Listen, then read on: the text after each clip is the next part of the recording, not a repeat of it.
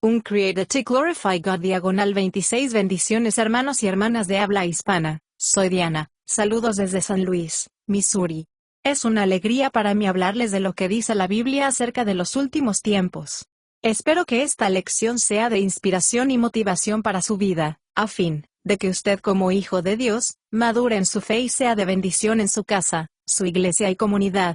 Oremos. Padre del cielo, te pido humildemente en el nombre de Jesús, que toques con tu Espíritu Santo el corazón de mis oyentes, y que ellos puedan prepararse para poder sobrellevar los tiempos duros y difíciles del fin. Amén. Creado para glorificar a Dios. Como seguidores de Jesús, es importante que entendamos quién es Jesús, por qué vino a este mundo, y cómo Él quiere que vivamos. En esta conferencia vamos a hablar específicamente del por qué vino Jesús. Para apreciar del por qué Jesús entró en el tiempo y el espacio del hombre hace 2000 años, primero, debemos reconocer que Dios creó a la humanidad. El Dios Todopoderoso creó a los seres humanos para que se convirtieran en sus hijos e hijas a través de la fe en su nombre, con el fin de tener una relación íntima entre padre e hijos. Efesios 1 del 4 al 5. El plan de Dios para hombres y mujeres es que estén en la capacidad de recibirlo en el corazón, y reflejarlo y expresándolo al mundo que nos rodea. Notemos esta declaración acerca de la creación del hombre de Dios. Dios dijo, hagamos, hablando con el Padre, Hijo y Santo Espíritu para hacerlo al hombre a su imagen, conforme a nuestra semejanza. Génesis 1. Este pasaje fue escrito originalmente en hebreo, y la palabra usada en este versículo lleva la idea de que fuimos creados a imagen de Dios. En otras palabras, fuimos creados destinados para ser sus representantes en la tierra. El Señor nos formó, nos hizo con la capacidad de recibirlo para recibirlo por la fe, y luego retejar su imagen en el lugar donde nos encontramos, dándole honor y gloria. Pero, a causa del pecado los hombres y mujeres ya no tienen la imagen ni reflejan como hijos e hijas de Dios, y fueron rechazados como aptos morada de Dios. A causa del pecado, hemos perdido el propósito por el cual fuimos creados. Jesús vino a este mundo para morir como sacrificio por el pecado de la humanidad. Con su muerte y resurrección nos abrió el camino para que todos los que creen en Él seamos restaurados, y convertidos en hijos e hijas de Dios, como morada de Dios que refleja su imagen. Hebreos 9:26, Primera de Timoteo 2:15, Juan 1 del 12 al 13 y Primera de Juan 5:1-2. Jesús nos recuperó como familia de Dios al morir por el pecado, sino que también nos legó el modelo para la familia de Dios. Recordemos que Jesús es Dios hecho plenamente hombre y plenamente Dios. Como hombre, Jesús es el estándar de justicia, pureza y santidad para los hijos e hijas de Dios. En Romanos 8:29, dice, porque a los que Dios conoció de antemano, también los predestinó para que fueran hechos conformes a la semejanza de su Hijo. Porque Dios, en su presciencia, los escogió para que llevaran la semejanza familiar de su Hijo. Predestinado, no significa de entre otras personas para ser amadas y especiales. Predestinar, significa decidir de antemano, antes de que existiéramos, el plan de salvación para rescatar a su familia por la fe en Cristo. Los creyentes en Jesús, no se convierten en religiosos, sino que se aparecen a Él en carácter, motivos, actitudes, palabras y acciones. Cuando nos convertimos a Cristo, llegamos a ser como éramos antes de que el pecado dañara nuestra amistad con Dios. Cuando somos restaurados al propósito en el que fuimos creados como hijos e hijas de Dios, tenemos la imagen de Dios y podemos expresarlo y representarlo con precisión a Dios Todopoderoso al mundo que nos rodea. El pasaje sobre que dice que somos conformados a imagen y semejanza de Jesús está en Romanos 8, es una declaración concisa de cómo Dios logra esta transformación a los hombres y mujeres que creen en Cristo. En Romanos 8:30, dice a los que predestinó, a ellos también llamó, y ellos también justificó, y a los que justificó, también glorificó para que tengan la imagen de su Hijo. Dios nos llama o invita a venir a Cristo por medio del Evangelio. Cuando respondemos a su llamado, Él nos justifica, y nos perdona de nuestros pecados, nos limpia de nuestra mala conciencia para darle la gloria. El término, ser glorificado, significa ser vivificado o tener la vida de Dios, es decir, su Espíritu morando en nosotros, dándonos la vida eterna, su vida para manifestar su gloria. La gloria de Cristo en nuestra vida, es la nueva vida, Dios habitando en nosotros por medio de su Espíritu. Nos exalta a una posición como hijos e hijas de Dios, las que nos los eligió de antemano en el tiempo que nos llamó, y nos justificó para ser el resplandor de su gloria como hijos de Dios. Romanos 8:30.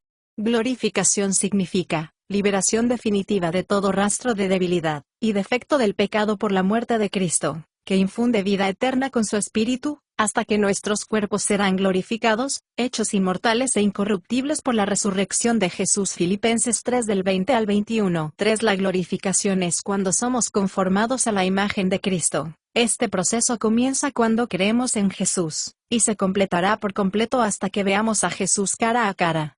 Primera de Juan 3, 2. Ahora mismo la obra de la perfección está en progreso, lo único que, si es real, es que somos reconocidos completamente como hijos e hijas de Dios, a través de fe en Cristo, hasta que llegue el día en que seamos completamente parecidos a Jesús en cada parte de nuestro ser. La palabra glorificado está en tiempo pasado en Romanos 8:30, está diciendo de los que justificó, a estos también glorificó. ¿Por qué esa declaración está en tiempo pasado, si aún no estamos plenamente glorificados? Porque el que su buena obra que comenzó en nosotros lo completará, cuando permanecemos fieles. Filipenses 1:6. Los escritores del Nuevo Testamento entendieron y enseñaron que tenemos la imagen de Cristo en cierta medida ahora, y que cada vez más a medida se va perfeccionando cuando caminamos en obediencia a Jesús, hasta que lo veamos en su plenitud cara a cara.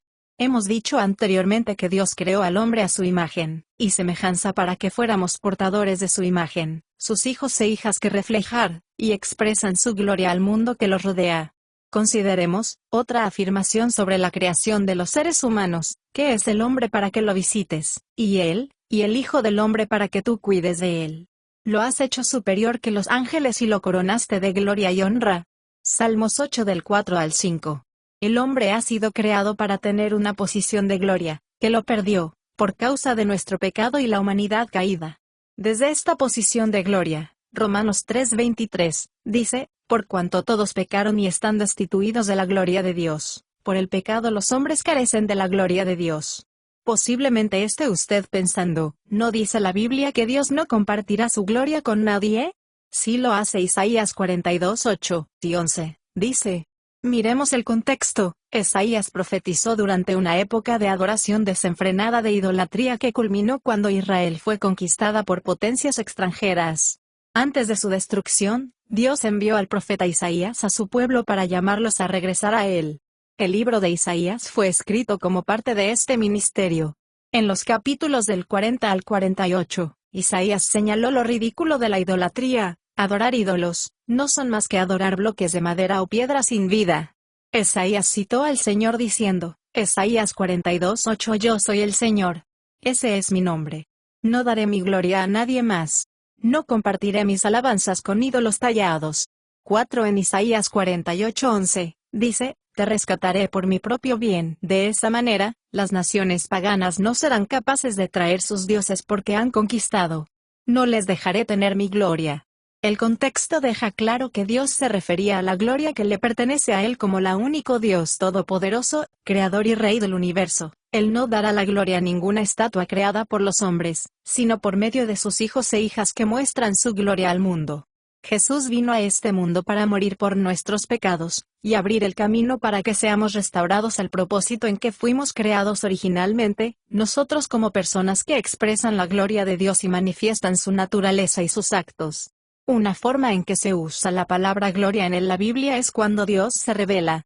La presencia visible o invisible de Dios se llama la gloria de Dios.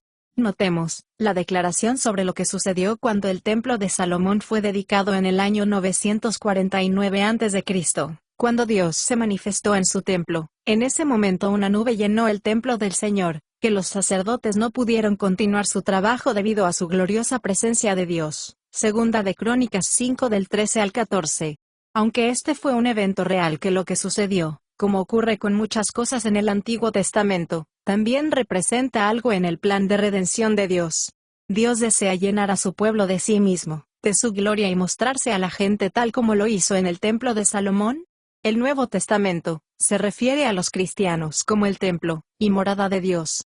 Primera de Corintios 3:16, Primera de Corintios 6:19, Segunda de Corintios 6:16.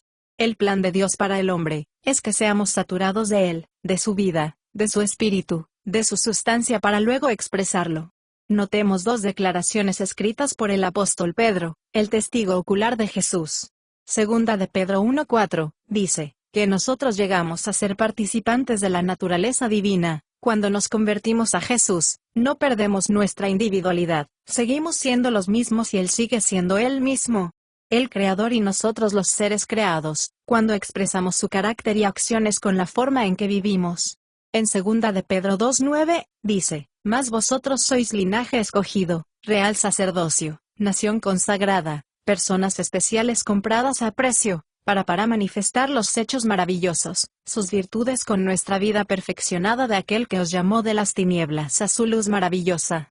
Dios se ha revelado progresiva o gradualmente a sí mismo por medio de su plan de redención, su plan de recuperar a su familia perdida, y transformar a los pecadores en hijos e hijas santos y justos. 5. El apóstol Pablo escribió que Dios le encargó presentaros la palabra de Dios en su plenitud, el misterio que se ha mantenido oculto durante siglos y generaciones, pero que ahora se revela a los santos, a aquellos que Dios ha elegido, a los creyentes para que den a conocer las gloriosas riquezas de este misterio, que es Cristo en vosotros, la esperanza de gloria. Colosenses 1:25-27. En esta misma carta Pablo escribió, porque en él, en Jesús se manifiesta toda la plenitud de la deidad, la divinidad, porque Él habita en nuestro cuerpo para manifestar su naturaleza divina, del cual nosotros estamos llenos de la plenitud de Cristo, los que estamos llenos de su Espíritu, y mora en nosotros la deidad del Padre, Hijo y Espíritu Santo, para alcanzar la plena estatura espiritual de Cristo. Colosenses 2:9-10. Notemos más pasajes escritos por Pedro y Pablo, que afirman que Jesús reveló la gloria del Padre. Los hijos e hijas de Dios deben manifestar su gloria, porque Jesús vino a restaurarnos al propósito en que fuimos creados.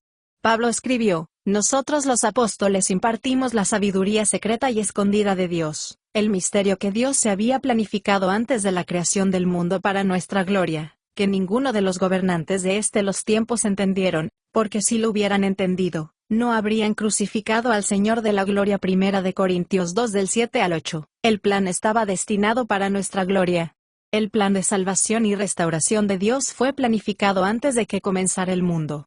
Jesús asumió naturaleza humana para que pudiera morir como sacrificio por nuestros pecados, y recuperarles a los que creen en Él y traerles de vuelta a Dios. Este plan tenía y tiene como objetivo restaurarnos a la posición de gloria en la que fuimos creados, y seamos reconocidos como hijos y transformados a la imagen de Cristo. Pablo escribió, por la gracia de Dios, Jesús murió por todo el mundo, y Él hizo todo como estaba planificado en la mente de Dios, rescatar al pecador y llevarlos de nuevo a su gloria. Con el sufrimiento en la cruz, Jesús hizo un trabajo perfecto de salvación. Hebreos 2:9-10.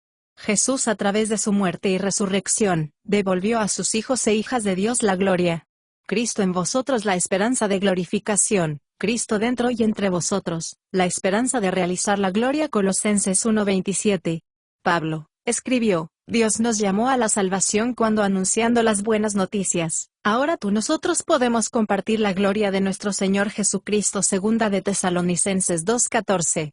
La primera epístola de Pedro fue escrita a los cristianos cuando enfrentaban una persecución terrible. Lo hizo para animarlos a permanecer fieles a Jesús sin importar el sufrimiento. Pedro les dijo que este sufrimiento pone a prueba la autenticidad de nuestra fe, por la gloria y honor que nos espera en la eternidad.